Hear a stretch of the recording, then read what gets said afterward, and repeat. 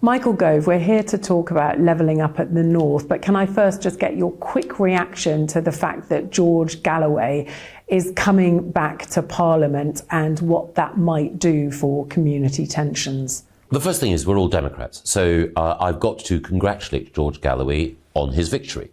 But I am fundamentally opposed to the platform on which George Galloway stood.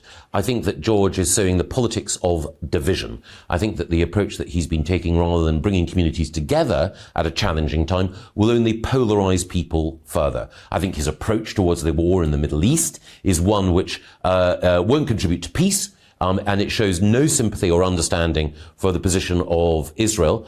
But also, here in the UK, we had a by-election campaign which, instead of being about housing, about health and about education, was one which was about division, and one which will only drive extremists further apart. So in that sense, I regret George Galloway's victory, and I think it only emphasises the need for all of us to stand together against extremism and to celebrate what brings people together in this great country. And we're here in Leeds, and in 2019, the Red Wall, Boris Johnson won millions of votes promising to level up the country.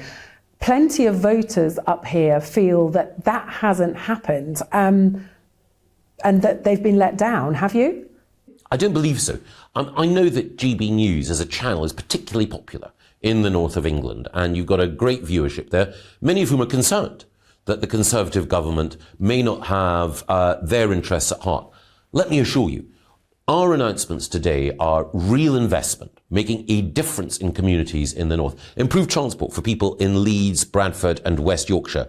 Improvement to make sure that cultural jewels in Blackburn are restored to greatness. Improvement in Blackpool to the housing that people have.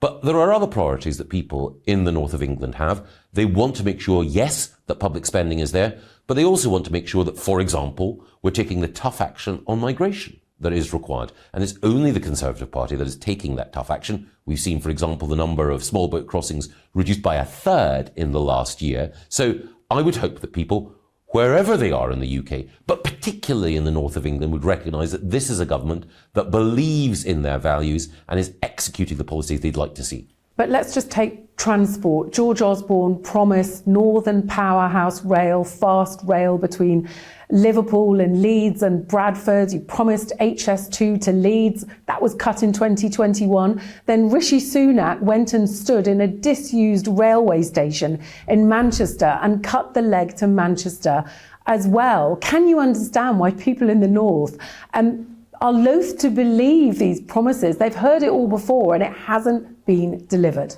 I think the most important transport investments are investments in the north that make it easier for people to move between and within the towns and cities that they live in and they love. So the announcement that I've made today on additional investment for transport in West Yorkshire is about a mass transit system in Leeds and Bradford. And that will link Leeds and Bradford more effectively to Wakefield, to Huddersfield and to Halifax. And those are the transport links that really matter, because at the moment the travel to time work for people who live in the communities just outside Leeds is significantly greater than in comparable cities. So that's the sort of difference on the ground that I think really benefits people who face tough commutes and who also need, for example, to be able to get their kids to sports fixtures and make sure that the daily hassle of prolonged travelling times can be reduced. With the benefit of hindsight, wouldn't it have been better to start with connectivity east-west and between cities in the north rather than just getting to and from London a bit quicker? Yeah, I think you're probably right. And I think one of the key things is that we are investing in Northern Powerhouse Rail, and we are making sure that journey times from Hull to Sheffield and on to Liverpool are reduced. And I think, in an ideal world, with infinite resources, we would improve transport links everywhere. But when you've got to prioritise, I believe it is right to prioritise links across the north, you're right, east-west, but also within cities so that people who do live in Halifax, Huddersfield, Wakefield can get into Leeds and Bradford more quickly. The budget's coming on Wednesday. There's not a lot of money around. Is it really the time for tax cuts?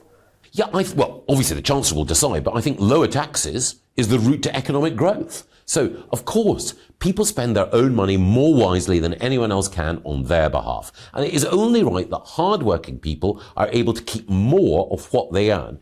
But it's also the case that if you keep taxes at the right level and cut them at the right time, then you get additional investment into this country.